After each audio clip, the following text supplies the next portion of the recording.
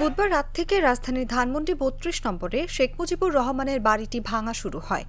এরপর থেকেই সেখান থেকে যে যা পারছেন সঙ্গে করে নিয়ে যাচ্ছেন। সরেজমিনে দেখা গেছে কেউ লোহা রড, কেউ টিন, কেউ আবার শেখ মুজিব ও তার পরিবার নিয়ে লেখা বই নিয়ে যাচ্ছেন। প্রত্যক্ষদর্শীরা বলছেন, রড লোহার মতো নির্মাণ সামগ্রী রাত থেকেই মানুষ নিয়ে যাচ্ছে। যারা নিচ্ছেন তাদের অধিকাংশ নিম্ন আয়ের মানুষ, কেউ আবার পথশিশু। সকাল থেকে মানুষ আরও বেশি নিচ্ছে। অনেকে ভবনের ভেতরে পড়ে থাকা বই সহ বিভিন্ন জিনিস নিয়ে যাচ্ছে। শেখ হাসিনার বক্তব্য প্রচারের ঘোষণাকে কেন্দ্র করে বিক্ষুব্ধ ছাত্র জনতা গতকাল বুধবার রাতে ধানমন্ডি ৩২ নম্বরে ব্যাপক বিক্ষোভ করে। এক পর্যায়ে শেখ মুজিবুর রহমানের বাড়িতে ভাঙচুর ও অগ্নিসংযোগ করা হয়। পরে গভীর রাতে শুরু হয় ক্রেন, বুলডোজার এবং এক্সাভেটর দিয়ে ভাঙার কাজ।